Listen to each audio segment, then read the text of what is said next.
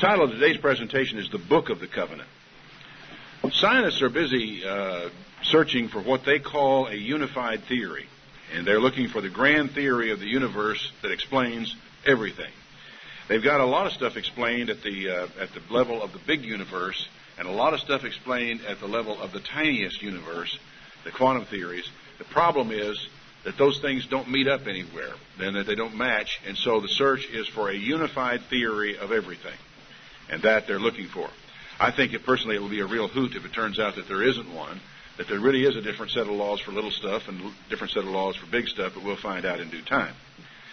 But in religious studies, there is also the same desire to put it all together.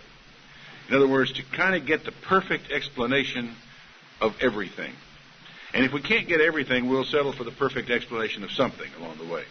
And as a result, there are a lot of studies out there that allege they have the plain truth about this or that, but they really only display yet another sophistry. I'll add one word to your vocabulary. A sophistry is a subtle, superficially plausible, but generally fallacious method of reasoning. There have been a lot of articles and publications over the years on every imaginable theme, and the big failing they all have is they try to present the final word on the subject. In other words, they want to dot all the I's, cross all the T's, and say, this is it. The problem is that how can any man claim to really have all knowledge? How can a man claim to have nailed down every possible nuance of an argument in that way? The problem that they have when they do this, and I'm afraid I have been guilty of it myself in the past, what we achieve is a contrived argument that is plausible, but when we try to claim that it is conclusive, we go too far. And as a result, then comes along a circumstance, especially true in organizations where everyone is supposed to speak the same thing, where one man builds a wall and another daubs it with untempered mortar, to cite one of the Old Testament prophets. And we wind up with an edifice that is built, presumed to be, quote, the truth about this, but which really isn't. And the plain truth is that the Bible is much more subtle than that. And it lends itself well to a search for understanding. It lends itself to a search for understanding much more easily than it lends itself to the search for an explanation. And there is a difference between the two. As someone said, the Western mind explains everything and understands nothing. And I have to confess that most of the time when I read doctrinal polemics, I encounter lots of explanation and not an awful lot of understanding. And so I've embarked on a series of Bible studies on the biblical covenants, not to tell you everything you ever wanted to know about the covenants, not to give you a screed that lays out all of the details and gives you a permanent theory or a full-blown theory of the biblical covenants or a unified theory of the biblical covenants.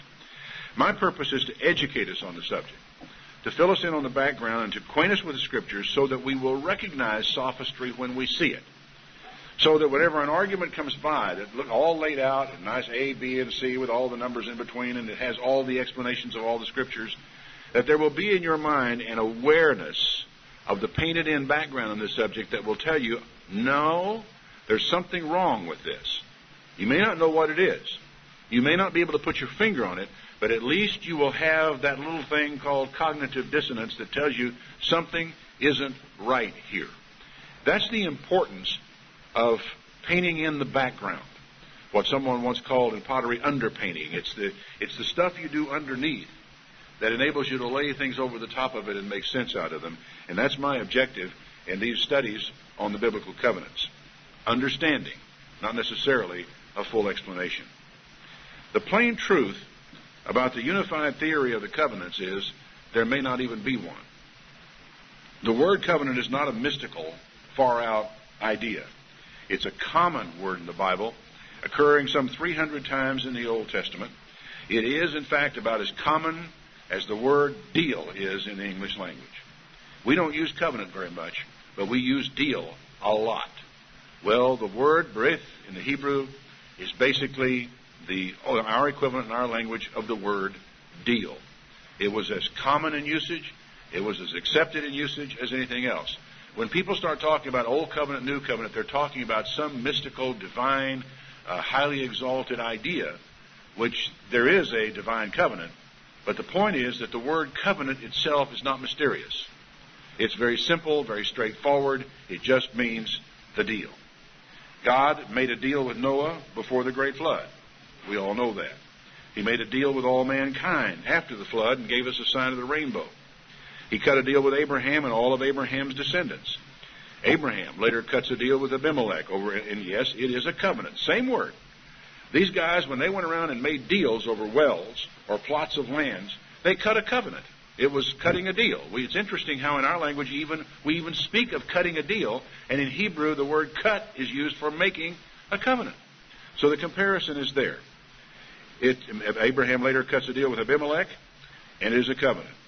It's a mistake to try to make too much of the word covenant. It's a common word in everyday use. Later, Isaac will also cut a deal with Abimelech over a well. Still later, Jacob will cut a deal with his father-in-law Laban, having to do with the boundary between the two of them and settling the issue of whether or not Jacob really had the right to leave him with all those sheep and oxen and his daughters and everything else, or whether he didn't. And finally, when the sons of Jacob are in slavery in Egypt, groaning under bondage, God remembers the deal he cut with Abraham. Now remember, we've talked about this in an earlier Bible study, how that God made a deal with Abraham. Now in Exodus chapter 2, we're going to spend quite a bit of time in Exodus this time. Exodus chapter 2 and verse 23. It came to pass in the process of time that the king of Egypt died, and the children of Israel sighed by reason of the bondage, and they cried, and their cry came up to God by reason of the bondage. And God heard their groaning, and God remembered his covenant with Abraham and Isaac and Jacob. And God looked upon the children of Israel and had respect unto them. By respect, it just simply means, he says, no, I have got to respect these people because they are the descendants of Abraham, and I made certain promises to Abraham that I've got to come through on. Now, the deal with Abraham was first a promise of land. Then it was a promise of many descendants, and it was a deal that he would be their God. A sign of the deal was circumcision. He said also, in one of the promises, in your seed shall all nations of the earth be blessed. In other words, you're going to have a lot of children, and your children are going to be a blessing to the people around them. This was the totality of the deal that God made with Abraham. Now, it's really not a terribly complicated covenant when you get right down to it. I'll be your God. I'm going to give you all this land. And we went through a ceremony assigning that land to Abraham, so Abraham had the deed to it. He said, in addition to that, I'm going to multiply your seed. You're going to have a lot of children, grandchildren, great-grandchildren. Many nations are going to come out of you. And I'll be your God. And as I say, the sign of the deal was circumcision. Now, there were no laws laid out in this covenant. I don't know if you realize that or not. But as you go back through and read all the statements of God having to do with the covenant, there is not a law mentioned in connection with the covenant. However, laws were assumed in this covenant. And the source for this, and it's an important one you ought to have marked in your Bible, is in chapter 26 of Genesis. It's an important reference. There was a famine in the land at this time, Genesis 26:1, beside the first famine that was in the days of Abraham. Remember, Abraham had to migrate because of a famine. Now we got another one. Isaac went to Abimelech, the king of the Philistines, unto Gerar. So once again, we're living with the Philistines in order to survive during famine. And the Lord appeared to him and says, don't go down into Egypt, whatever you do. You stay in the land I'm going to tell you of. Possession is 9 points of the law. I don't want you leaving this land. Sojourn in this land, and I will be with you, and I will bless you. For unto you and your seed I will give all these countries, and I will perform the oath that I swore to Abraham your father. Notice, we're still talking about precisely the same covenant he made with Abraham. It was the land. The focal point of this deal that he cut with Abraham was the land and the inheritance of the land. So he says to Isaac, don't leave this land. Stay here, because I'm going to give this to you. I'm going to perform the oath, and I will make your seed to multiply as the stars of heaven. I'll give unto your seed all these countries, and in your seed shall all nations of the earth be blessed. Now notice verse 5. Because Abraham obeyed my voice, kept my charge, my commandments, my statutes, and my laws. Now, this is really an interesting passage of Scripture, and it's really important passage of Scripture, because what it presents to you is the fact that there was known to Abraham not merely law as a generalized thing, but a system of law that involved commandments and statutes and laws. And he says Abraham kept these things. There was a complete, structured law that preceded the covenant with Abraham. That's the importance of this passage. And it was, in a sense, causative of the covenant with Abraham. Because if Abraham had not been an obedient man, the deal would have never been made. So the law preceded the covenant with Abraham. It was even causative in the covenant with Abraham because it led to the possibility of it being done.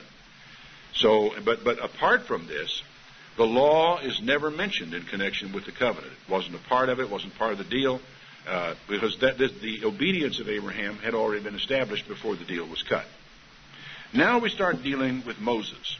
And I want to skip over a lot of stuff about Moses and go all the way to chapter 6.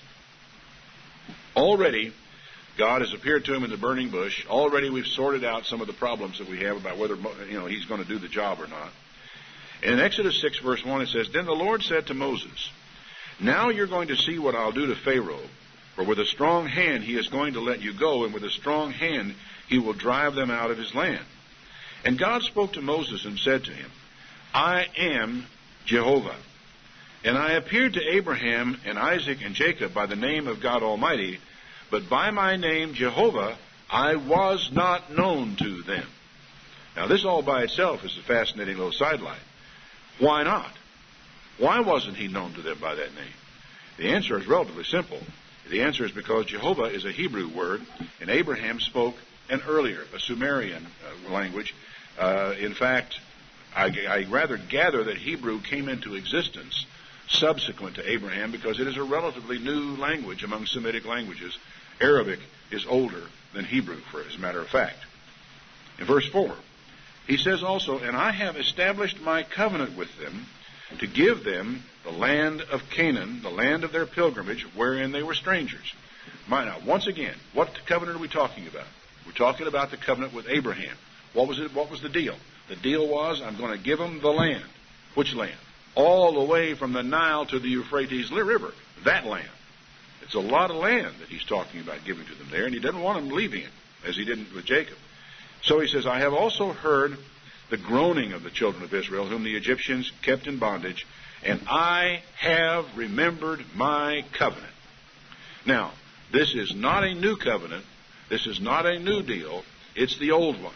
It's the one he made with Abraham, having to do with the possession of land, descendants, possession, and so forth.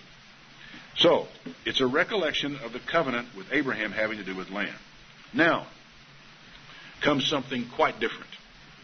There is a question mark that's oftentimes brought up, and this is what I mean sometimes when I talk about the tortured and contrived arguments that people like to bring up. The question is the covenant that God makes with Israel merely an extension of or a variation of the Abrahamic covenant, or is it something really quite new? And candidly, it seems to me that the differences in this covenant with the Abrahamic covenant are so dramatic and so extensive. You've got to realize that the covenant that God is about to make with Israel is a new covenant. Now, it's based on, of course, the original thing is he goes down into Egypt and says, "Hey, I'm bringing you out of Egypt because I remember the covenant with Abraham."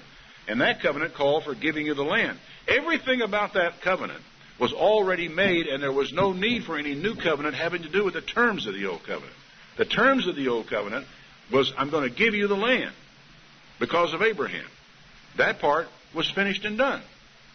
So why then are we coming along and creating yet another covenant with somehow or other different terms? Because in fact, we are. And as I say, you can go around looking for the unified theory of covenants until you're blue in the face, but you're really probably going to find in the end that there is a gaggle of different covenants under different circumstances, each one of which is a particular deal that God makes with particular people under particular circumstances. This is one we want to look at. Exodus 19. In the 3rd month, when the children of Israel were gone out of the land of Egypt, the same day they came to the wilderness of Sinai. They were departed from Rephidim, and they came to the desert of Sinai and pitched in the wilderness, and there Israel camped before the mountain. They're all the way. They've made their way across Sinai. They've gone through the desert, already gone through a number of trials, and they've finally come to the mountain of God. Moses went up to God, and the Lord called him out of the mountain, saying, "This is what I want you to say to the house of Jacob and to tell the children of Israel. You have seen what I did to the Egyptians, how that I bare you on eagle's wings and brought you unto myself. Now, therefore, if you will obey my voice indeed and keep my covenant, then you shall be a peculiar treasure unto me above all peoples, for all the earth is mine." This is a new element. You see, the covenant God made with Abraham was a personal, a family thing. It was a man and his descendants, except for the promises of numbers. Now we are coming into a situation to where a group of people are being asked to ascribe to a covenant. Until this time, Abraham ascribed to it, Isaac did, Jacob did, but as far as any group of people, this group of descendants of people, they never had to get into or confirm the deal on their part. This one's going to be new. You keep my covenant, you will be a particular or peculiar treasure above all people, for all the earth is mine. You shall be to me a kingdom of priests and a holy nation. These are the words that you speak to the children of Israel. God is at this point contemplating the creation of a new covenant with a collection, with a tribe of people, with a nation, if you will, something he has not done before. You shall be unto me a kingdom of priests, a holy nation. These are the words you speak. So Moses called all the elders of the people, and he laid before their faces all these words which the Lord commanded him.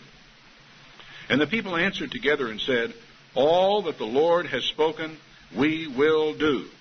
So Moses returned the words of the people to the Lord, and the Lord said to Moses, "Okay, I'm going to come to you in a thick cloud, that the people may hear when I speak unto you, and believe you forever." And Moses told the words of the Lord to the people. In other words, he says, I'm going to establish this. I'm going to speak to you where they can hear me, because I want these people to know that that what you're telling them I've told them is the truth, and that I really have spoken to you. Okay? Now, what is beginning to develop here, and this is interesting, is that this is the oral agreement. This is the place where you say, in terms of, let's say, if you're conducting a real estate negotiation, you would say, I've got a verbal agreement on this contract.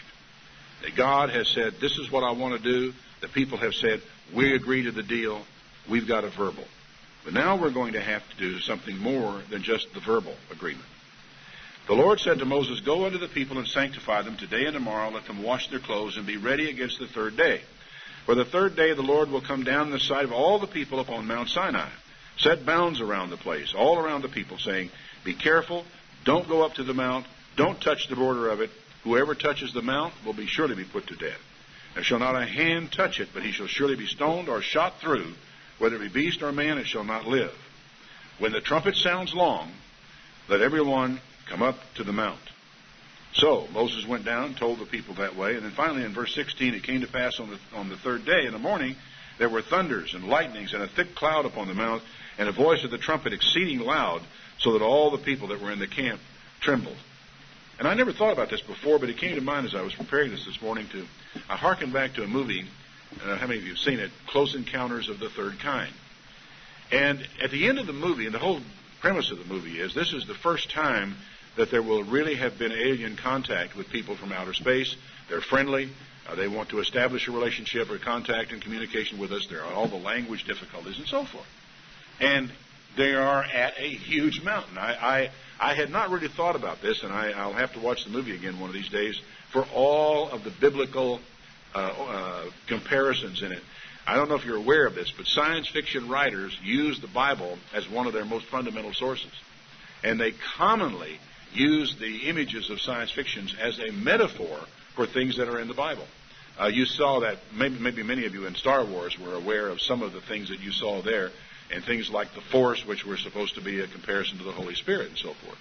Well, in this case, there is a mountain, huge mountain, crag of a mountain up there in somewhere in Wyoming, I think. And everybody's assembled down there at the base of it, even some called and chosen ones who are supposed to go with these aliens wherever it is they're going to go. And there are people who are being called out of the world and brought there to this mountain. And the great spaceship comes over the top and settles down in front of the mountain. And the first thing that comes out of it is a blast like a trumpet. And it breaks every window into place. The whole idea being that there is so much power here that it has to be toned down several steps so that they can finally communicate with the people that are there. I hadn't, as I said, I had never made that connection before. But for those of you who enjoy science fiction movies, you might want to watch that one again sometime and start looking for all the biblical metaphors that are in it, because I suspect there are a lot more than I've just recalled on this particular occasion. Anyhow, Moses brought the people out of the camp after this tremendous blast of the trumpet, which probably put some people on the ground. Moses brought the people out of the camp to meet God, and they stood at the nether part of the mountain. Mount Sinai was altogether on a smoke, because the Lord descended upon it in fire. And the smoke thereof went up like the smoke of a furnace, and the whole mountain quaked greatly. Everything shook. The mountain itself started catching fire. And when the voice of the trumpet sounded long and got louder and louder, Moses spoke, and God answered him with a voice. And the people down there heard it. You know, it's just incredible to think about. So many words on paper to us now, and the effect that it would have had on the people who were there is unimaginable. So the Lord came down upon Mount Sinai, verse 20, on the top of the mountain, and he called Moses up the mountain, and Moses went up. And he gave him instructions, says, you go down and charge the people lest they break through to the Lord to gaze, and a bunch of them die. Let the priests also, which come near, sanctify themselves, lest the Lord break forth upon them. It's all of, the whole idea is one, there is so much power here. We've got to be very careful what we do. And Moses said to the Lord, the people cannot come up to Mount Sinai, for you charged us, saying, put bounds around it and sanctify it. And God said, go ahead, get down, and you shall come, Aaron with you, but don't let the priests or the people break through, lest I break through upon them. So, the Lord God spoke all these words. Now, he rolled these words down the mountain, and the people standing around the mountain heard them, probably in a voice that caused pain. Candidly, this whole thing is so strong and so powerful and strikes so much fear in these people that they don't want to ever have to experience it again. They are so terrified. It's incredible to think of the courage of a man like Moses, who was able to walk right on up there and be in the presence of God. So he said, I am the Lord your God, which have brought you out of the land of Egypt, out of the house of bondage. You shall have no other gods before me. You shall not make any graven image or any likeness of anything that's in heaven above or in the earth beneath or in the water beneath the earth. You shall not bow yourself to them or serve them. For I am the Lord your God, am a jealous God, visiting the iniquity of the fathers upon the children to the third and fourth generation of them that hate me, showing mercy unto thousands of them that love me and keep my commandments. You shall not take the name of the Lord your God in vain, for the Lord will not hold him guiltless that takes his name in vain. Remember the Sabbath day to keep it holy. And here's the Almighty God on top of Mount Sinai with all the things he might have been prepared to say to Israel. And after these first three commandments that have to do with his person, the next commandment is, remember the Sabbath day to keep it holy. What's involved in that? 6 days you shall labor and do all your work. The seventh day, not just any day, the seventh day is the Sabbath of the Lord your God. In it you shall not do any work, you, nor your son, nor your daughter, your manservant, your maidservant, nor your cattle, nor your stranger within your gates. And you might wonder, well, how did those people know which day was the seventh day?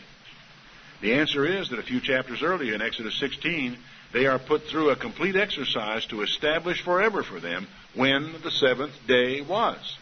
And they weren't allowed to select a day. It wasn't optional. They couldn't select this group of people over, this tribe decide, well, we're going to keep the third day of the week. This tribe over here said, well, no, for us it's going to be the sixth day of the week. Everybody got taught the lesson, and it was established firmly when the seventh day of the week was. And as far as history is concerned, that has never been changed to this day. If we had any question about it, Christ reaffirmed it when he was in his ministry upon the earth, as he himself rested and went into the synagogue on the Sabbath day, the same day the Jews did, and history has confirmed that there has been no change in the seventh-day cycle from that time until this. So, in 6 days, the Lord made heaven and earth, the sea and all that in them is, and rested the seventh day. Wherefore the Lord blessed the Sabbath day and hallowed it. When did he do that? He did it at creation. There's just simply no escaping it.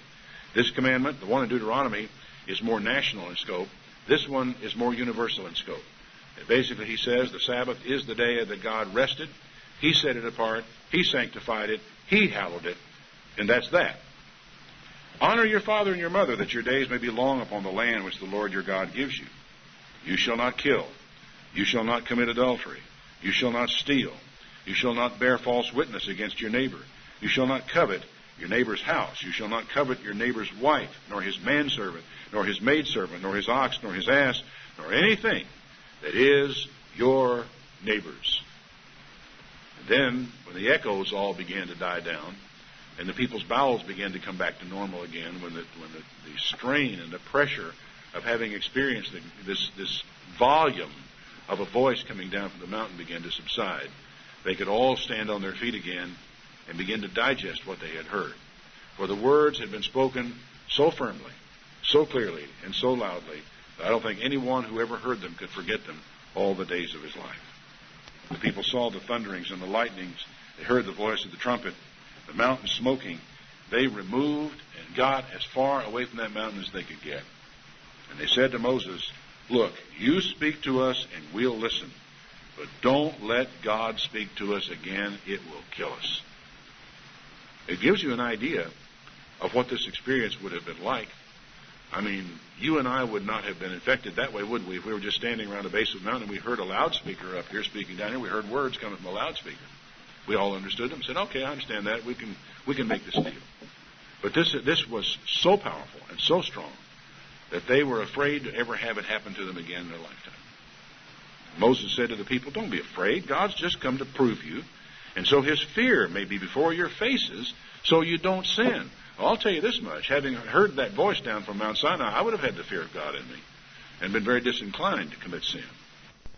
The people stood way off, and Moses drew near to the thick darkness where God was. And he said, "This is what you're going to say to the children of Israel. You have seen that I have talked with you from heaven. You shall not make with me gods of silver. You're not going to make gods of gold. An altar of earth shall you make to me, dirt. And you shall sacrifice thereon your burnt offerings and your peace offerings, your sheep, your oxen. In all places where I record my name, I will come to you, and I will bless you." Now, I know all of us know that the place where we're supposed to keep the Feast of Tabernacles is in a place where God places his name. A lot of people assume that that's going to always be Jerusalem. But did you ever notice that he said, "In all places where I record my name," which says it's not just going to be one place. You know, it's not going to just be one place. It isn't going to be just anywhere, but it's not going to be just one place. And this recalls Jesus' encounter with the woman at the well in Samaria, where she challenged him by saying, "Well, your people say we have to worship in Jerusalem. Our people say we have to worship here in Mount Ephraim, Mount Gerizim, Mount Ebal." And Jesus said, "Ha! The time is coming when neither here nor there you will worship God. You will worship him in spirit and in truth." But the fact of the matter is, the place where his people may assemble from time to time is wherever he sets his name. And what does that mean? It basically means wherever he places his authority. Well, that's the sense in which the word name is used here. So, he says, "If you'll make me an altar of stone, you're not to build it of hewn stone. If you so much as lift up a tool on a stone, you have polluted it." That is for the use of the altar. Doesn't mean you couldn't cut a stone and make a house out of it. But he's talking about to make an altar for me. You put your tool on it, you have polluted it. He is so adamant about idolatry, imagery, and so forth being used in connection with his worship. "Neither shall you go up by steps unto my altar, that your nakedness be not discovered thereon." So here is a set of commandments and a few little addendums that are added. Now, what's interesting is the shift that takes place as we move into Exodus 21. Here he says, "Now these are the judgments which you shall set before them." There is a distinction here. between the Ten Commandments on the one hand and the judgments on the other. I'm not going to try to take you through all these judgments of the next 3 chapters, but they are a fascinating study all by themselves. I just want to take you through the first one here in Exodus 21 to make a point. These are the judgments you shall set before them. If you buy a Hebrew servant, 6 years shall he serve, and in the 7th he shall go out free for nothing. If he came in by himself, he shall go out by himself. If he were married, then his wife shall go out with him. If his master has given him a wife, and she has borne him sons or daughters, the wife and her children shall be her master's, and he shall go out by himself. On the other hand, if he doesn't want to do that, if he says, hey, I like working here, I love my master, I love my wife, I love my children, I don't want to go away from this, then his master shall bring him to the judges, take him to the door, bore a hole in his ear with an awl, and he shall serve him forever. In other words, he can enter into that kind of a permanent contract. If a man sells his daughter to be a maidservant, she's not to go out as the men servants do. If she please not her master, who has betrothed her to himself, then shall he let her be redeemed. To sell her to a strange nation, he shall have no power, seeing he has dealt deceitfully with her. If he has betrothed her to his son, he shall deal with her after the manner of daughters. If he takes another wife, her food, her raiment, her duty of marriage shall he not diminish. And if he do not these things to her, then she shall go out free without money. Now, these and the things that follow after them are really interesting in many ways. But the most important thing to know about them is these are judgments, not commandments. It's an important distinction, and one that I'm afraid many people in reading through the Bible overlook and don't grasp the significance of it. Because obviously people in the 20th century say, what? I can't sell my daughter. You don't mean that somebody could sell his daughter to somebody else. You don't mean that we should have slaves, or we can be boring holes in people's ears and they'd be our servants forever and all that kind of stuff. No, not at all. What is the difference between a commandment and a judgment? The primary difference is that commandments are general in the sense that they apply in principle at all times, in all places, to all people. Judgments are specific. They deal with life and they deal with culture. Judgments are specific application of the spirit and the intent of a commandment. And they are applied to real life situations. So consequently, in a society and in a culture where slavery is commonly practiced, a judgment is rendered as to how that practice will be carried out in this society at that time. In a society where daughters were commonly betrothed on the basis of dowries, in other words, wedding wasn't done the way we do it today. I mean, marriages weren't. You know, the kids didn't go out together and go to dances and get in the back seat of the car and neck and all that kind of stuff, wind up getting pregnant and then getting married. That wasn't the way these things were supposed to happen. What happened in these days is they were betrothed by contracts between parents, dowries were given and expected to be received, and all this type of thing. But a poor man with a good-looking daughter had to think in terms of the daughter's future. And so this betrothal of her to a wealthy family, perhaps, who could afford to, quote, buy her, end quote, was done commonly.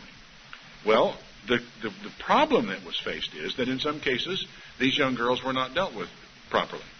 They were not dealt with fairly. They were not treated as the way they should be. And so a judgment is rendered to control in that circumstance, in that society, at that time, how this would be carried out. Has this law been abolished? No. If we were living in a society or a culture where these customs were carried out, the same limitations as to how a woman could be used would apply. The principles have not been done away with.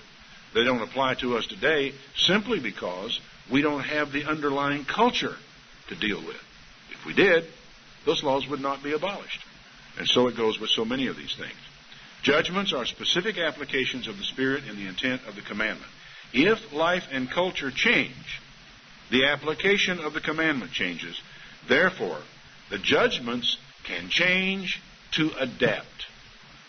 Judgments in the Bible, judgments made about the Bible, can change to adapt to circumstances, times, and culture. Now, I know this makes, people who are literalists and the way they study the Bible very uncomfortable. I can't help that. That's life. That's what the Bible is really all about. And as the more you study the Bible, the more you will realize that there were certain laws that were absolutely permanent. They were transcultural. They transcend every culture, every time, and every age of man. There are other laws that you find there are specific to the age and culture, and you are expected by God to be smart enough to be able to see the difference. Now, Look at what follows after this 3 chapters of all these laws that are given having to do with slavery and so forth. Chapter 24, verse 1. He said to Moses, "Come up to the Lord, you, Aaron, Nadab, Abihu, and 70 of the elders of Israel, and worship afar off. And Moses alone shall come near the Lord. They shall not come near, neither shall he go up to the people." So Moses came and told the people all the words of the Lord and all the judgments. He gave them the whole package. Well, this is what God told me.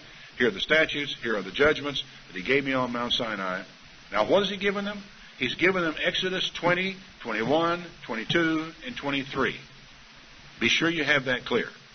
He's given them that segment of the Bible because that's all God has given him at this point. So they all answered with one voice and said, "All the words which the Lord has said we agree on. We will do." This is the basic stuff of covenants. The conditions are stated. The conditions are agreed upon. If I am to be your God, you must keep these commandments and these judgments. This is the deal. The people verbally accepted the deal. But a verbal is not enough in contract law, is it? In Texas, I don't know what other states are like, but in Texas, if you don't have it in writing, you don't have a deal. Your verbal is only basically a statement that you're going to get together and make the deal, but until the deal is made, you don't have one. Okay, the people verbally accepted it. So Moses then wrote all the words of the Lord. First of all, he comes down off the mountain and he speaks to them. They heard the 10 Commandments themselves. Then he speaks to them, chapters 21, 22, and 23, all that substance to them at this time, and they verbally agreed to it. Okay, we have a verbal. Moses then goes out and writes down all the words of the Lord. So we got the contract now being written up. If you want to draw an analogy between this, you got a real estate agent who's gotten the offer of a deal from one person, gone to the other person, says, "This is what they'll do." They say, "We'll take it." The real estate agent then has to go back to the office and type up the contract. Okay? He rose up early in the morning. He built an altar under the hill and 12 pillars according to the 12 tribes of Israel. He sent young men to the children of Israel who offered burnt offerings, sacrificed peace offerings of oxen to the Lord. What's all this sacrificing about? Well, sacrificing is connected to a festival or to festive dining, as it were, in the Old Testament. You kill peace offerings and all this in order to have steaks. And the animals couldn't just be killed anywhere. The law required that they be killed properly, under proper supervision, bled properly, and so forth. So the sacrifices that were made was the killing of animals preparatory to have serving up some steaks. Moses took half the blood and put it in basins. Half the blood he sprinkled on the altar. And he took the book of the covenant and he read it in the audience of the people. Okay? First of all, he had spoken to them. They gave him a verbal. Now, formally, with the blood having been sprinkled, with all of the things that were done back in those days, having to do with the formalizing of contracts, now the written document is read aloud in their hearing. Okay? And blood is sprinkled on everything and to seal it. And the people have said, "All that the Lord has said we will do, and be obedient." And Moses took the blood, sprinkled it on the people, and said, "Behold, the blood of the covenant which the Lord has made with you concerning all these words." Now what's fascinating about this is, as you read it, is that this is the formalizing of the covenant. Up until this time it's been words. Up until this time it's been a verbal. At this point in time, with the partners and the participators in it present, it's read aloud, it's agreed to, and it's finalized not with signatures on paper, but with blood in the presence of all the people there. Nowadays, we do this sort of thing in an attorney's office at what we call a closing. And this, in a sense, is the closing of the covenant. Then Moses went up with Moses and Aaron, Nadab and Abihu, and 70 of the elders of Israel, and they saw the God of Israel. Fascinating, isn't it? They actually saw him. Now, I don't know if you thought about this or not. Anyway, there was under his feet, as it were, a paved work of sapphire stone, and the body was like the body of heaven in its clearness. Now, the funny thing about this, and I hadn't thought about this much before, but you have to be present at the closing. You know, you can't have somebody else be doing this for you. In our law, there are very strict requirements on this. You can get specific powers of attorney under certain circumstances to do it. But the law basically requires you've got to be there to close this property. God had to be present at the closing of this deal. And he was. And they were allowed to see him because this is a part of the normal, historically, this goes back so far, you're seeing the ancient roots of contract law that are reflected all the way down to the 20th century, to where both parties had to be present. So they didn't just get together somewhere with God not around. God actually appeared to the nobles of Israel. Upon the nobles of Israel and the children of Israel, he did not lay his hand. They saw God, and they did eat and drink. This is an important part of the old style of covenant. Because in the oldest style of covenant, they would cut one another, and they would take a little bit of the blood, and I would drink your blood, and you would drink mine, creating blood brotherhood between us. This was the means of covenant. But with the process of time, they substituted the blood of an animal for the blood of a human being. God's law did not allow the blood of an animal, so they moved out to food and drink, a sharing of a sacrificial meal, eating the flesh of the same animal, that this is a part of the formalization of a covenant, and this is going on all the way down to the Last Supper with Jesus. When they come together to observe that last Passover, they share the sacrificial meal, and Jesus gives them a cup of wine and said, "This is my blood of the New Testament. You drink this. This is my flesh, which is broken for you. Eat this." The whole idea was one of the confirming of a covenant. A lot of people ask the question, well, are we under the new covenant or not? Well, it depends on what you mean by the new covenant. What the Bible's talking about when it uses the phrase, the new covenant, is back in Hebrews 8. And it's not what happened with Jesus' disciples. What happened with Jesus' disciples on that last night was the establishment of the Christian covenant with the disciples of Jesus. It was something entirely new. Oh yeah, in a way it was a fulfillment of the promise of grace that was in Abraham's original covenant. But this is not Abraham's covenant. It transcends it, goes beyond it. It may have its roots in it, but the problem with this is that we struggle and we strain to create this unified theory of all covenants. In a lot of ways, you'll understand Jesus a lot better and what he has done here if you understand that what he has instituted on this night is entirely new with his disciples. And you'll go forward from there with a better understanding of the dynamics of this situation. It's new. It is his blood. It is his flesh. There was nothing like that in the original one. Only in the original ideas of covenant and the sharing of a covenant meal on this occasion, this sort of thing is the same. But the deal that Jesus was cutting with his disciples on this night was a different thing entirely. It was not really a law-based covenant. The law had already been broken. Now the question is, what are we going to do about that? How are we going to go forward from here in his shed blood and in his broken body? That in itself is another discussion entirely. In verse 12, the Lord said to Moses, "Come up to me in the mountain and be there. I'm going to give you tables of stone and a law and commandments which I have written, that you may teach them." And Moses rose up with his minister Joshua, and he went to the Mount of God, and he told the elders, "You wait for us till we come back to you. Behold, Aaron and Hur are here with you. If anybody has any matters to do, let him come and do them." And Moses went up to the mountain, and a cloud covered it. And the glory of the Lord abode upon Mount Sinai, and the cloud covered it for 6 days. And then the 7th day he called Moses out of the midst of the cloud. And the sight of the glory of the Lord was like a devouring fire on the top of the mount in the eyes of the children of Israel. Moses went into the midst of the cloud and got him up into the mount. He was in the mount 40 days and 40 nights. But when did God call him in there to give him the tables of stone? On the 7th day.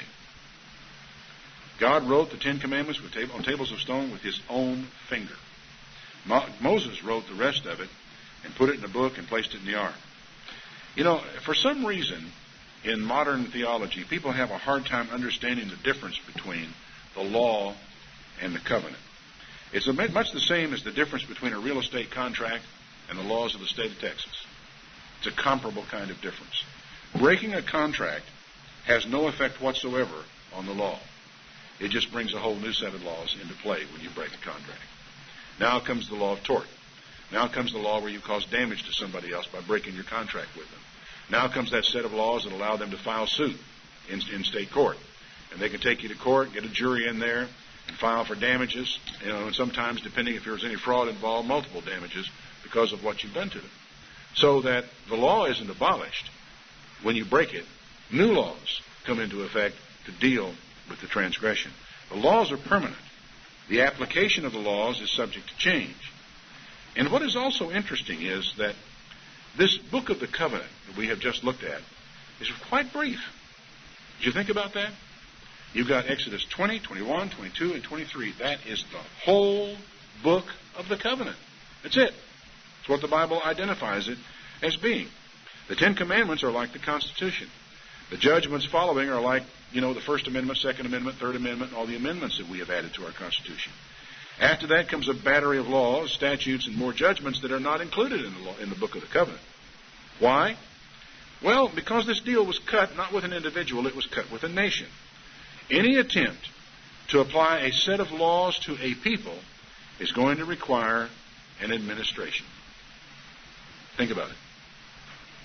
If you're going to apply a set of laws to a nation, you've got to have someone, somehow, to administer those laws. But you get one thing straight. This is a new covenant. This is not the covenant of Abraham, which was based on different promises.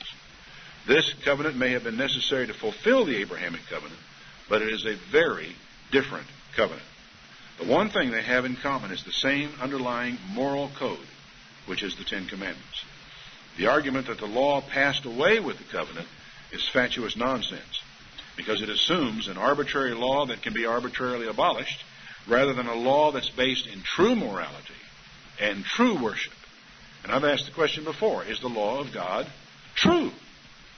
If it is the truth, it will always be the truth, because it's grounded in truth. It's grounded in the way things are. The problem with this argument is that it forgets what the real new covenant is. You know what the real new covenant is? It's found in Hebrews chapter 8, verse 10. This is the covenant that I will make with the house of Israel after those days, saith the Lord. I will put my laws in their minds and write them in their hearts, and I will be to them a God, and they shall be to me a people. They shall not teach every man his neighbor and every man his brother, saying, Know the Lord, for everyone's going to know me, from the least to the greatest. For I will be merciful to their unrighteousness and their sins and their iniquities. I will remember no more. The context of this in Hebrews establishes it firmly that this is the new covenant. Who is it made with? It is made with the house of Israel, not Gentiles. Period. And he then says, I will put my laws. Are these new laws? Different laws? He doesn't say so. I'll put them in their mind and write them in their hearts. That what's changed is not the laws. The change is the locus of the laws. That's where they are. They're not in tables of